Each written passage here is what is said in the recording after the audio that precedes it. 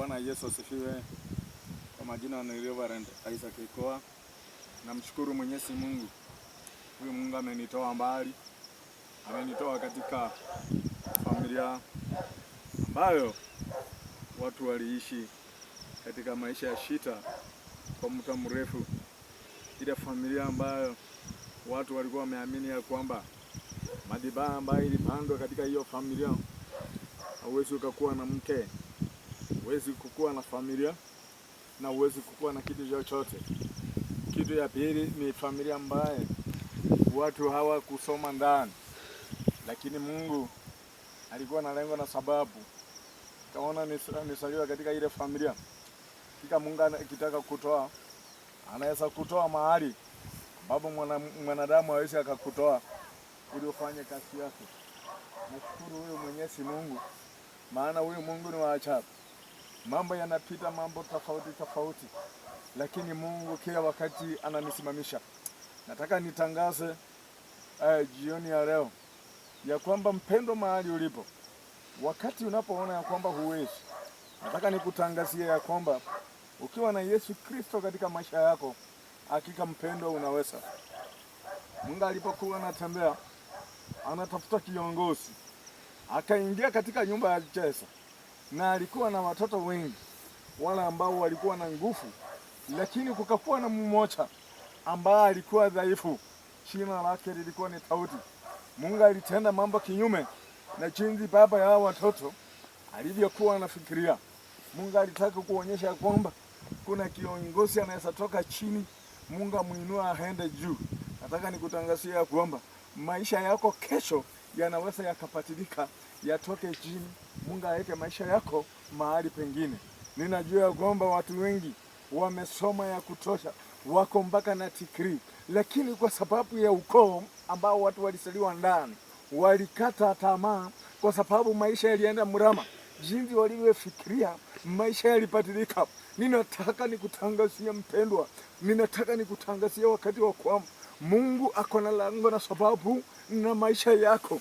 Kuna madhabahu ambao watu wamesaliwa ndani, kuna madhabahu ambao watu wamelelewa ndani, kuna madhabahu ambao watu wanasema huwezi toka ndani. Nataka nikutangazie ya kwamba Yesu akiwa katika maisha yako, ukikaribisha Kristo katika maisha yako, Yesu atafunja madhabahu, Yesu atakatakata madhabahu, Yesu atakatakata maadui na atakusimamisha tena upya. Mpendo, nataka nikutangazie jioni ya leo, wakati unaposimama upya katika jina la Yesu Kristo, Yesu atasimama pamoja na wewe. Nataka nikuambie ya kwamba wewe unapoingia katika maisha yako, unaona ya kwamba uwezi, umetafuta kazi umeshindwa, umetafuta maisha umeshindwa, maisha yamekuwa magumu, mambo yamekuwa magumu, hata kukaa haieleweki. Unapokaa unaona uwezi. Nataka nikutangazie ya kwamba ukikubali Kristo ndani ya maisha yako, ukikubali kwenda pamoja na Kristo, Kristo aingie ndani ya maisha yako, aingie kule akunywe pamoja na wewe, Kristo atakusimamisha upya na maisha yako yatasonga. Mpendo, nataka nikutangazie ya kwamba hata wakati unapoona uwezi, hata wakati unapoona umeremewa, hata wakati unapoona hutasimama tena, Yesu anasema ya kwamba mkumbuke, unaposema tu Kristo ni Bwana, Yesu atakusimamisha upya na maisha yako yatabadilika. Mpendo, usikate tamaa. Kristo anakuja kusimama pamoja na wewe. Mpendo, usikate tamaa. Yesu anakuja kusimama pamoja na maisha yako. Mpendo, usikate tamaa. Watu tumeteseka ya kutosha, watu tumehangaika ya kutosha, tulikuwa tunaoa mabibi wakienda, ndoa zetu zimevunjika ya kutosha, lakini wakati Kristo aliposikia kilio, Yesu aliingia katika maisha yetu, akasema ya kwamba nitawasimamisha tena upya. Ninataka nikwambie mpendwa, Kristo anakuja kukusimamisha upya, anaenda kutangaza uponyaji katika maisha yako, anataka kutangaza mabadiliko katika maisha yako, anaenda kutangaza mabadiliko katika kazi ya mikono yako, anaenda kutangaza mabadiliko katika jamii yako, anaenda kutangaza mabadiliko katika uko yako.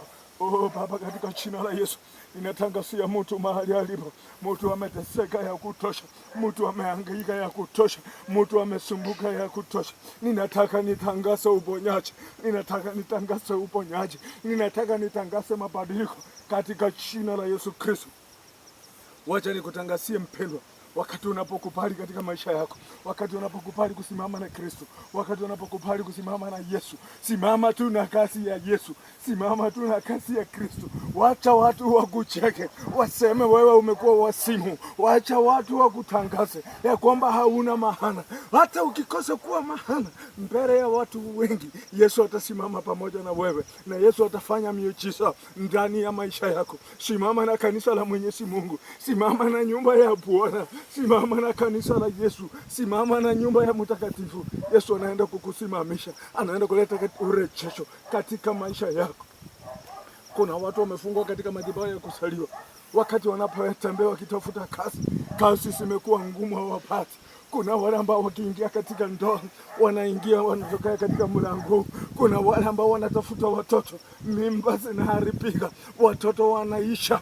Wale ambao wanaingia katika maisha yanatenda mrama. Nataka nikutangazie jioni ya leo ya kwamba simama na ipate ya Mwenyezi Mungu. Wacha Yesu afanye kazi katika maisha yako.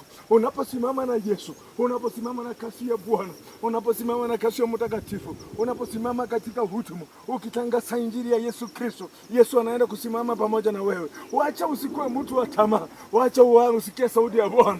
Wakati sauti ya Bwana inapoenda kufika katika maisha yako, wakati sauti ya Bwana inapoenda kufika katika mlango wako, wakati sauti ya Bwana inapoenda kufika katika nyumba yako, maisha yako yanaenda kubadilika, njia zako zinaenda kubadilika, maisha yako yanaenda kubadilika, njia zako zinaenda kubadilika. Ita tu mtakatifu usiku na mchana, ita mtakatifu katika utuma wako, ita mtakatifu katika ibada yako, ita mtakatifu. Watu wanasema ibada yako imeisha. Nataka nikutangazie ya kwamba ukiwa na Yesu Kristo ibada yako haitaisha. Watu wamesahau kuomba Kristo, watu wanataka mahali kuna fedha, watu wanataka mahali wanajipenda, watu wanafaa nguo ambazo hazifai wanapoingia katika ibada ya Mwenyezi Mungu. Nataka nikutangazie ya kwamba hiyo yote ni upatiri mtubu. Simama katika miguu yako, uite